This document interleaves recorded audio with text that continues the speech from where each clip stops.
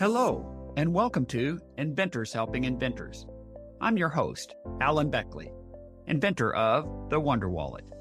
If you're an inventor searching for proven ways to make money with your invention, if you dream to see your product selling in stores everywhere, you've come to the right place. There's no better place to get help than from experts, inventors who've already achieved success. Every week, I interview successful inventors, asking them the questions you want to know. Tune in to learn from the experts so you can get your invention out of the tank and into the bank. Most purse lights are just small and maybe one LED, maybe more, and they don't light up the entire area of the purse.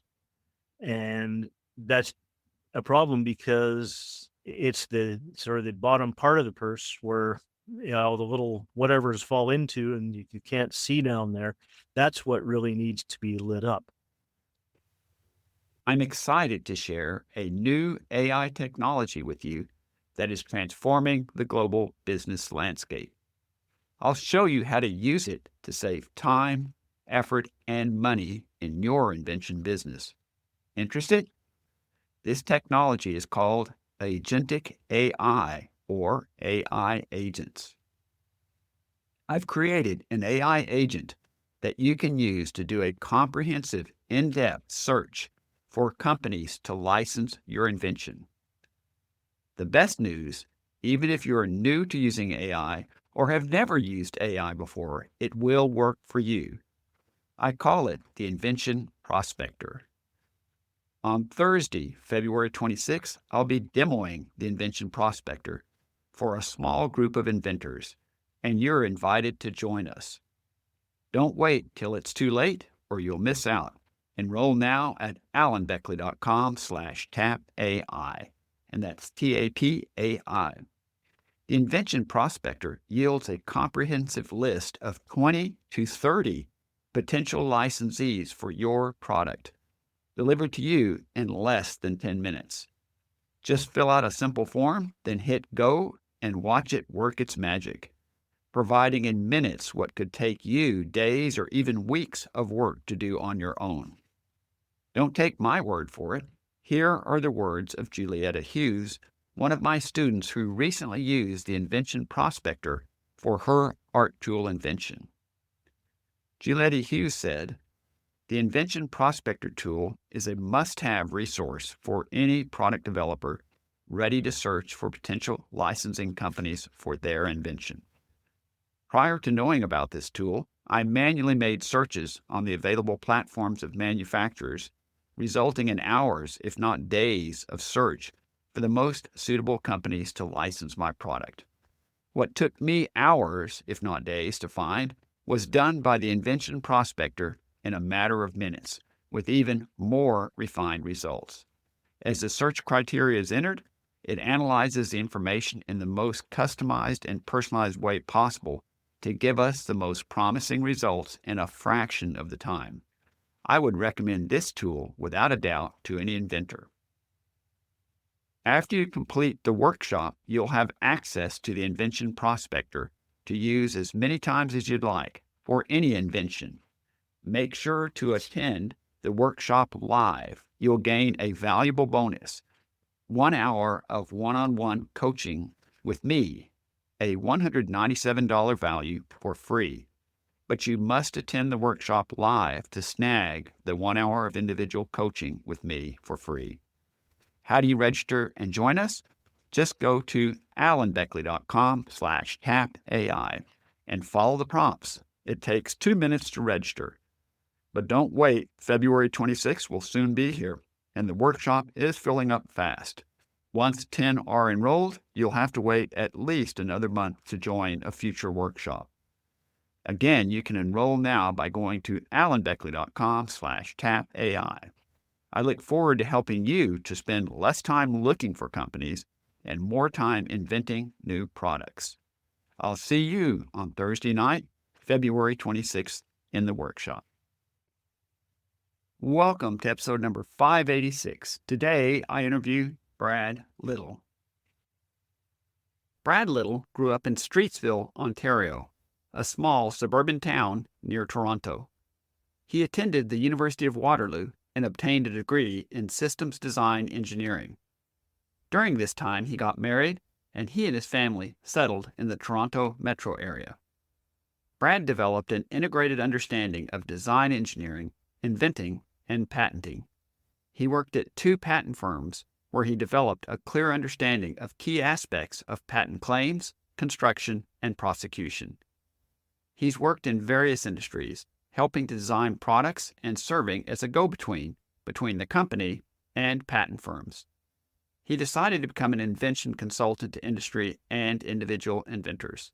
Today, he's actively working on 2 inventions of his own, with around 20 other ideas for possible future development. He's pursuing a new, improved purse light for women to light up their world, or at least their purses. Also, he's developed a novelty light that he feels is perfect for the promotional products industry. Brad says he likes helping other inventors and hates seeing them struggle to get traction on their inventions. He believes everything around us is here because somebody was creative enough and worked hard enough to figure it out and produce it. And we all owe the world our own effort to do the same. Brad's motto is, when in doubt, do something. You'll want to listen to this entire interview where Brad shares how working with designers and prototypers can be challenging.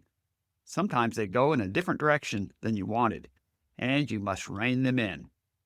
Also, why specifically he prefers to license his invention as opposed to venturing or building a business around them.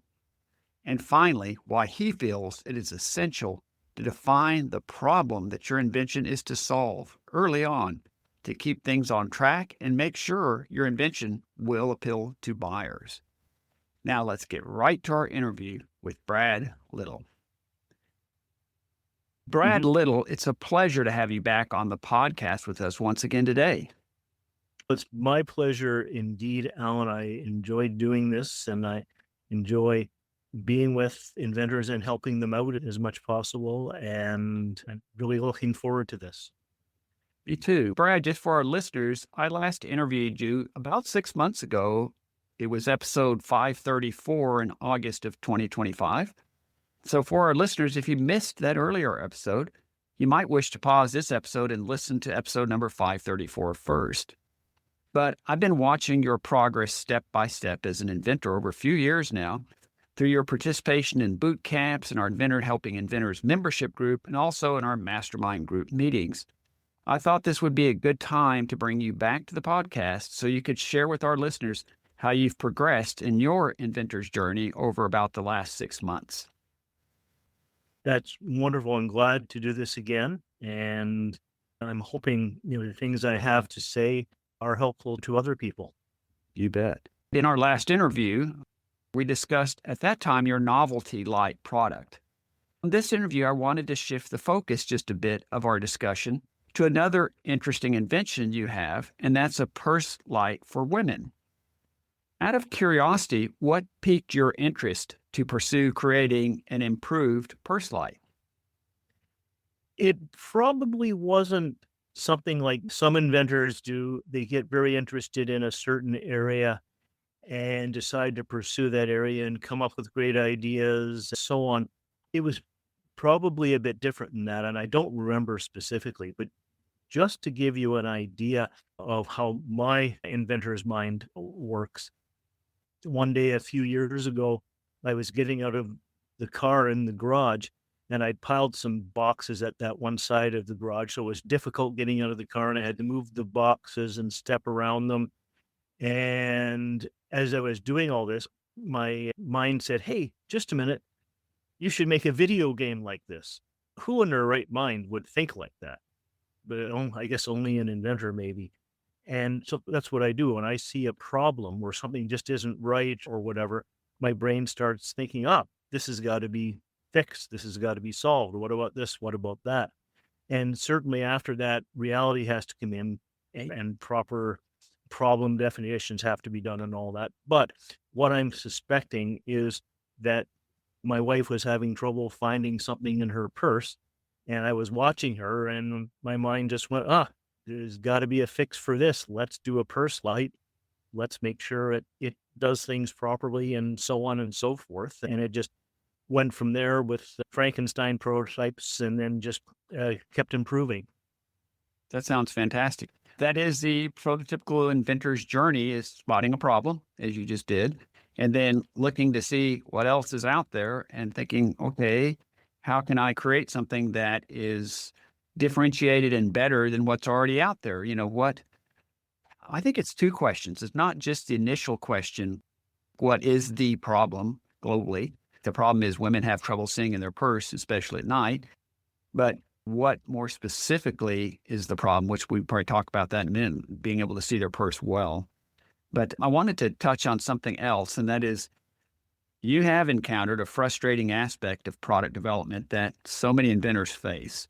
And that is when working with designers or prototypers to help you improve and tweak your prototypes, it seems they often don't follow your instructions very well.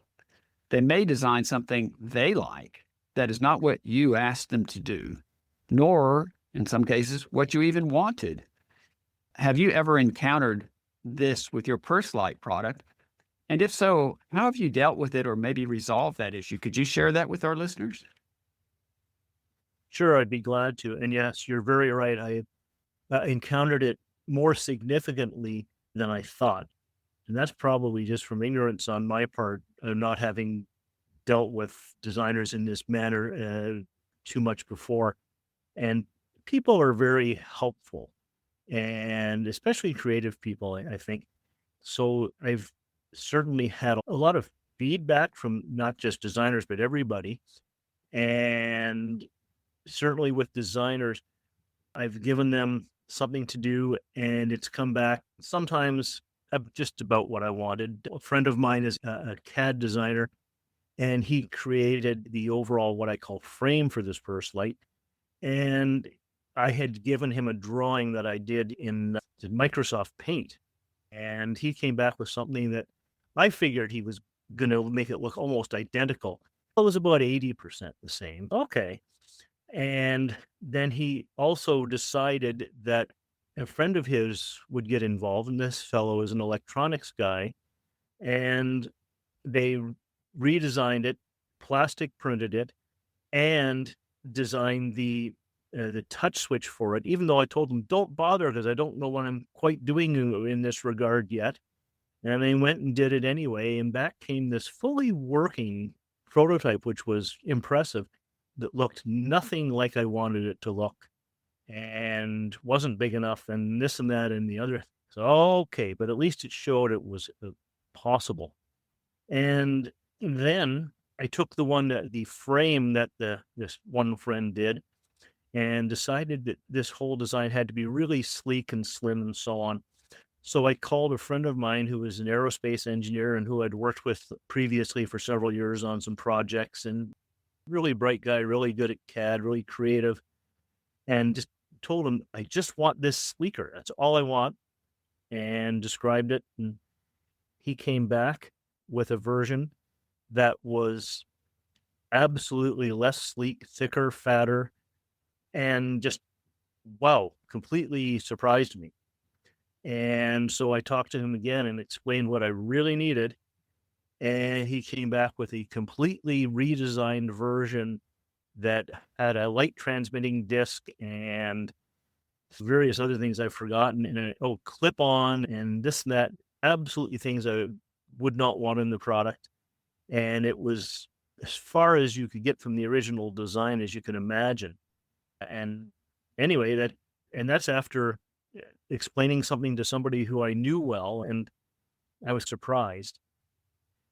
How have I maybe dealt with this? I think, first of all, I've had to accept that this is going to happen to some degree. Even when people know what they're doing and are cooperative, they like to help. And I think the other thing that's very important is being more specific about what you want, But that's very difficult sometimes when something's at the conceptual stage or just beyond the conceptual stage. You also don't want to limit somebody's thinking because they might have an absolutely wonderful idea of how to improve it. And if you tell them just do this and absolutely nothing else and they do it, you might have missed out on something. So there is a bit of a trade off there. But I'm finding that the present electronics fellow I'm working with who also does CAD, just sitting back and discussing the design with him and why and so on has really helped. And we'll see when he comes back with his first prototype how much he put his own thoughts into it or whether he's stuck fairly close to what I hope I've conveyed to him. Thank you so much for sharing that with me. And I think this is a problem that many of our listeners probably encounter. Pretty much every inventor is going to find it. And I was thinking as you were describing the story, is designers like to design, right? And sometimes they don't follow instructions so well because they have their own ideas of what they want to do with it, even though that's not what you asked. And they think you'll be so pleased to see. And I was thinking of something hilarious, thinking of it from a children perspective. And I was thinking, the problem is they're coloring outside the lines. If you've given them a pattern and you say, here's what I want, here's your colors, can you do this for me? It comes back and says, that's interesting, but you've colored outside the lines. You didn't follow the constraints instructions. Yeah, and every once in a while you'll get some amazing drawing back with coloring all over everywhere, but it's wow, really cool. But often, yeah, you have to go back to the drawing board and get them to do it again, maybe. Yeah. Brad, without divulging intellectual property, what would you say are some key deficiencies that you see with other purse lights? And what generally makes your invention a superior solution, would you say? Most purse lights are just small and maybe one LED, maybe more, and they don't light up the entire area of the purse. And that's a problem because it's the sort of the bottom part of the purse where the little whatever's fall into and you can't see down there. That's what really needs to be lit up. So what I developed was a light that what I say is it lights up from top to bottom and end to end so that the entire purse is lit up so you can find anything quickly. Makes sense. In other words, they were just not looking at it perhaps in the right way or being thorough enough. And they were thinking generically, a purse light. Okay, problem solved. But again, I'm into my creative thinking in this podcast today. And as you were describing this, I pictured yet another analogy. And that is if you tell somebody you need a porch light to go in a dark cave so you can see your way forward, right? You're describing all the things you need. And sure enough, they come up with a gigantic candle for you to carry. So it's not going to light up much to the cave. It's kind of a similar analogy, maybe, but not Yeah, really. so a good analogy, and there's nothing wrong with the candle fundamentally, but it just doesn't solve the problem fully. Yeah. I'd also like to ask, once you get the purse light designed just the way you want it, what is next for you? Do you plan to license your purse light or to venture do it all yourself? And of those two choices, the one that you're choosing, why do you feel that's the best path for you to commercialize your product? Could you share with our listeners that? Because I think it's another thing listeners and inventors are always struggling with. Which path should I take to commercialize it? I definitely will be licensing this product for a number of reasons.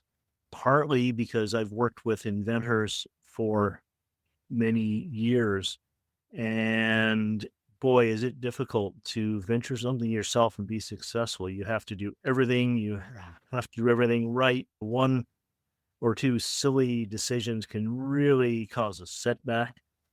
And I'm in a position now where I'm around retirement age, so I'm not 30 anymore. I can't take 10 years to get this purse light to market and make the great purse light company that gets bought out and all that. Plus, I've got several other dozen inventions that I want to get to market, so I can't take the time to do this myself.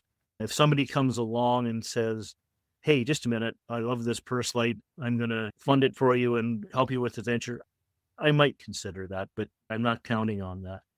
I really think licensing is the best way, and it gets other people or other companies involved that have specific skills and contacts and so on that I don't have. Yeah, I'd like to just highlight you make several great points. And one of them is you really look at things in different ways depending on where you are in life. If you're in your 20s and just getting started, maybe taking on a big adventure of venturing it, doing it all yourself, and spending the next 10 years or what have you, that's something that might seem exciting at that time. And I think the media, if I don't want to beat up on the media again, but always makes it sound exciting and hugely successful to take on a project and build your own product and put it out in the marketplace. The reality of running a product development business or a product manufacturing business is not nearly as sexy as it sounds like. It can be 24/7 kind of business. That was my experience for about 7 years, doing it all yourself. And every time something goes wrong, guess who it comes back to and who it ends up costing.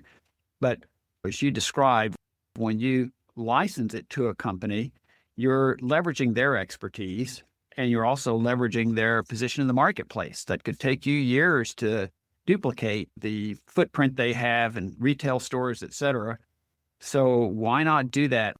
Leverage your time, get it licensed and out there under their aegis, and then you can start working on your next product. Absolutely. Yeah, absolutely agree. And that is the plan, definitely. As we roll towards a close, I'd like to ask you, are there any parting words you'd like to leave us with?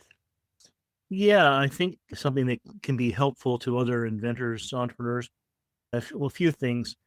You have to accept the fact that it is not going to be easy, no matter what, whether you venture or license or what your product is.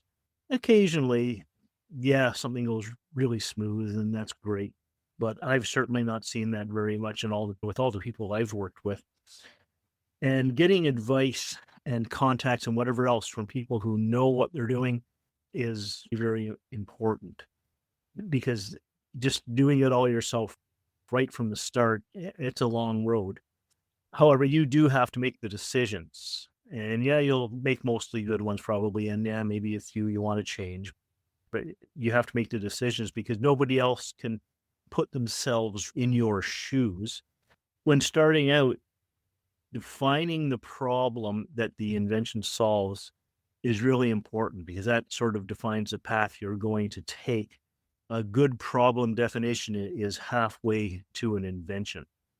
And I've certainly seen people with a general idea, they call it an invention, and they just go around in circles wondering which path to take, which embodiment to do, and what problem they're going to solve. But you have to define that and be fairly specific and make decisions.